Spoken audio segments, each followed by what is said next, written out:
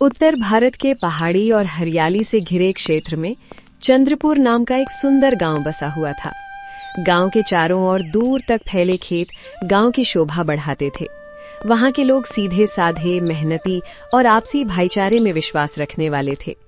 गांव में कभी किसी के घर का दरवाजा बंद नहीं होता था, क्योंकि हर कोई एक दूसरे पर भरोसा करता था। गांव के बीचों बीच एक प्राचीन पेड़ था। उसी पेड़ के नीचे गांव की चौपाल लगती थी और सभी बड़े फैसले वहीं किए जाते थे। गांव के लोग अपने मुखिया दयाशंकर का बहुत सम्मान करते थे, क्योंकि वो हमेशा न्याय और सच्चाई का साथ देते थे। गांव की दक्षिणी हिस्से में मोहन नाम का एक गरीब किसान रहता था। उसके पास केवल 2 बीघा जमीन थी, लेकिन वो अपनी मेहनत और ईमानदारी के लिए पूरे गांव में जाना जाता था। उसकी पत्नी गीता भी बहुत समझदार और मेहनती महिला थी।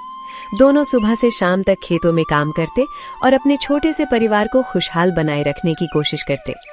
हर सुबह मोहन सूरज निकलने से पहले उठ जाता। वो खेत में जाता और दिन भर मेहनत करता। उसकी मेहनत से उसकी फसल हमेशा अच्छी होती थी। गांव के लोग अक्सर उससे कहते थे, मोहन, तुम गरीब जरूर हो, लेकिन तुम्हारे हाथों में भगवान का आशीर्वाद है। मोहन मुस्कुराकर जवाब देता, मेहनत करने वाला कभी भूखा नहीं सोता। दूसरी ओर गांव के उत्तरी हिस्से में रघुवीर नाम का एक धनी व्यापारी रहता था।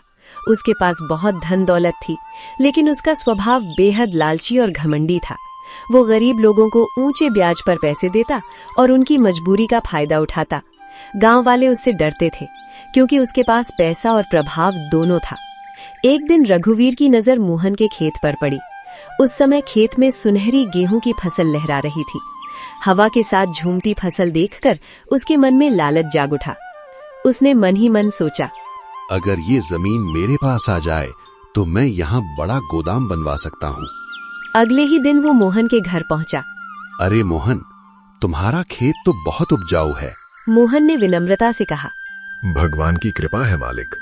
रघुवीर बोला, मैं तुम्हें इस खेत के बदले बहुत बड़ी रकम दूंगा। जितना चाहो उतना पैसा ले लो, लेकिन ये जमीन मुझे दे दो। मोहन ने शांत स्वर में जवाब दिया, सेठ जी, ये जमीन मेरे पिता और दादा की निशानी है। इसे मैं कभी नहीं बेच सकता। रघुवीर ने फिर लालच दिया, सोच लो, तुम्हारी 7 पीढ़ियां आराम से रहेंगी। लेकिन मोहन अपने फैसले पर अडिग रहा। पैसे से सब कुछ नहीं खरीदा जा सकता मालिक। ये सुनते ही रघुवीर के चेहरे का रंग बदल गया। उसके अंदर अहंकार और क्रोध भर गया। उसने तय कर लिया कि वो किसी भी तरह मोहन की जमीन हथिया कर रहेगा। कुछ दिनों बाद गांव में अचानक एक खबर फैलने लगी कि मोहन ने रघुवीर से भारी कर्ज लिया है और अब पैसे लौटाने से इनकार कर रहा है। ये सुनकर गांव वाले हैरान रह गए। मोहन को जब ये बात पता चली तो उसके पैरों तले जमीन खिसक गई। उसने सोचा, मैंने कभी किसी से कर्ज नहीं लिया, फिर ये झूठ कौन फैला रहा है। उसे तुरंत समझ आ गया कि ये सब रघुवीर की चाल है। मामला बढ़ता गया और आखिरकार पंचायत बुलानी पड़ी। अगले दिन सभी लोग पीपल के पेड़ के नीचे इकट्ठा हुए। मुखिया दयाशंकर ने गंभीर आवाज में कहा, आज पंचायत में सच और झूठ का फैसला होगा। रघुवीर आगे आया और एक कागज पंचायत के सामने रख दिया। ये देखिए मुखिया जी, इस पर मोहन के हस्ताक्षर हैं। उसने मुझसे कर्ज लिया था। गांव वाले कागज देखकर दंग रह गए। मोहन बोला, ये झूठ है, ये हस्ताक्षर मेरे नहीं है। मुखिया ने कहा, बिना जांच के फैसला नहीं होगा। पंचायत अगले दिन तक के लिए स्थगित कर दी गई। उस रात मोहन बहुत परेशान था। उसकी पत्नी गीता ने उसे हिम्मत दी। उसने कहा, सच्चाई को ज्यादा देर तक छुपाया नहीं जा सकता। मोहन ने गहरी सांस ली और बोला, हमें इस समझदारी से काम लेना होगा। अगले दिन पंचायत दोबारा बैठी। इस बार मोहन ने शांत दिमाग से सवाल पूछना शुरू किया। सेठ जी, जब मैंने कर्ज लिया था तब वहाँ कौन कौन मौजूद था। रघुवीर थोड़ा घबरा गया। उसने कहा, मेरा नौकर था। मोहन बोला, तो उसे बुलाइए। वो अभी गांव से बाहर गया हुआ है।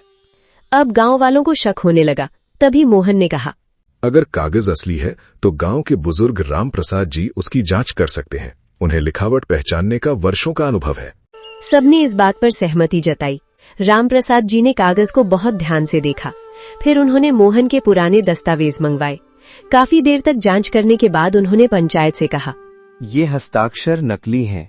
किसी ने बहुत चालाकी से इन्हें बनाया है। ये सुनते ही पंचायत में सन्नाटा छा गया। गांव वालों की नजरें रघुवीर पर टिक गईं। मुखिया दयाशंकर गुस्से में बोले, रघुवीर, तुमने लालच में आकर एक निर्दोष किसान को बदनाम करने की कोशिश की। ये बहुत बड़ा अपराध है। रघुवीर गांव वालों से माफी मांगेगा और जुर्माना भी भरेगा। आगे से यदि उसने किसी गरीब के साथ अन्याय किया तो उसे गांव से निकाल दिया जाएगा। रघुवीर कांपती आवाज में बोला, मुझे माफ कर दो, लालच ने मेरी बुद्धि छीन ली थी। मोहन ने शांत स्वर में कहा, गलती स्वीकार करना ही इंसानियत की पहली निशानी है। उस दिन के बाद रघुवीर का व्यवहार बदलने लगा। उसने गरीबों की मदद करनी शुरू कर दी और गांव वालों के साथ सम्मान से पेश आने लगा। इस घटना के बाद चंद्रपुर गांव के लोग अपने बच्चों को एक ही सीख देते थे। ईमानदारी और सच्चाई की जड़ें बहुत गहरी होती हैं। झूठ और लालच चाहे कितने भी ताकतवर हों, अंत में हार हमेशा उन्हीं की होती है।